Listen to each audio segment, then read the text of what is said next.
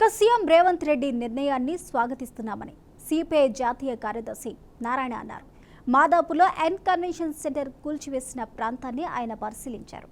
పేదలు గజం స్థలం ఆక్రమిస్తేనే నానా రాద్ధాంతం చేస్తారు. నాగార్జున బిగ్ బాస్కే బాస్ చెరువుని ఆక్రమించుకుని కబ్జాలు చేశారని అన్నారు. ఆయనేం సత్య హరిశ్చంద్రుడు కాదు అని ఎన్ కన్వెన్షన్ మీద రోజుకు 1,00,000 ఆదాయం వస్తుందని అన్నారు. ఒక్కడే కూర్చొని 100 మందిని కొట్టేస్తే కుదరదని, రోజుకు ఎంత సంపాదించారో కక్కించాలని అన్నారు.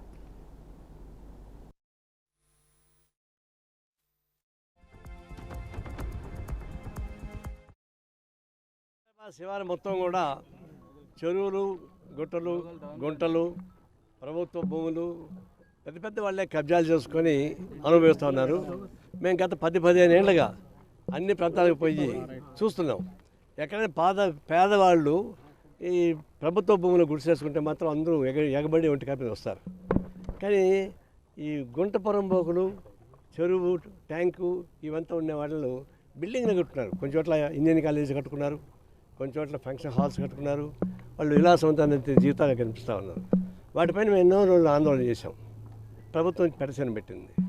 ఇప్పుడు ఎందుకైనా మంచిది, రేవంత్ రెడ్డి ముఖ్యమంత్రి అయిన తర్వాత ఈ కుంటలు, చెరువులు మొత్తం కూడా ఖాళీ చేయించడానికి ఒక సంస్థ ఏర్పాటు చేశాడు. హైడ్రా సంస్థ ఏర్పాటు చేశాడు. సరి చూద్దామని అని అనుకున్నాం.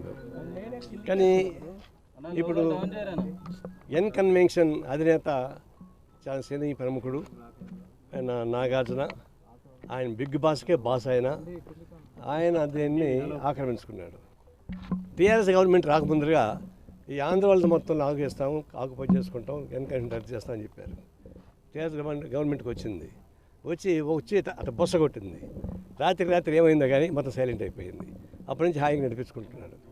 మళ్ళీ రేవంత్ రెడ్డి వచ్చి దీని మీద కన్నేసాడు, ఇది కూల్చేశాడు. మనం స్వాగతిస్తున్నాం.